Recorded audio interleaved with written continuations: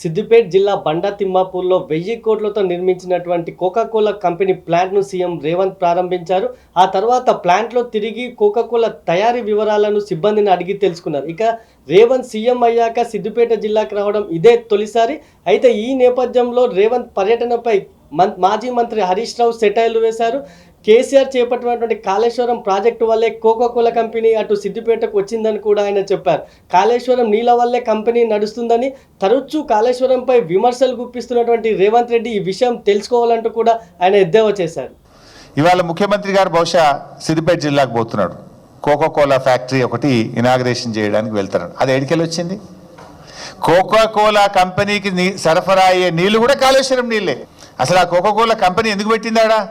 కాళేశ్వరం నీళ్లు ఉన్నాయి కనుక, కొండపోచమ్మ ప్రాజెక్ట్ ఉంది కనుక, దాని నుంచి నీళ్లు వస్తున్నాయి కనుక, నీటి సరఫరా ఉంది కనుక ఆడ ఫ్యాక్టరీ ఆ రోజు వాళ్ళు పెట్టిండ్రు. ఆనాడు కేసీఆర్ గారు ఆ భూ నిర్వాసితులకు అక్కడ ఉద్యోగాలు దొరకాలని ఫ్యాక్టరీ పెట్టించిండ్రు. ఇవాళ ఈయన పోయి ఇనాగ్రేషన్ చేస్తుండ్రు. ఇవాళ రేవంత్ రెడ్డి గారు ఇనాగ్రేషన్ చేసే కోకాకోలా ఫ్యాక్టరీ కూడా కాళేశ్వరం ప్రాజెక్టులో అంతర్భాగమే. గా నీళ్లు ఉన్నాయి కనుకనే గా ఫ్యాక్టరీ గాడు వచ్చింది. గా విషయం కూడా కనుక తెలియదు. తెలుసు డబుల్ స్టాండర్డ్.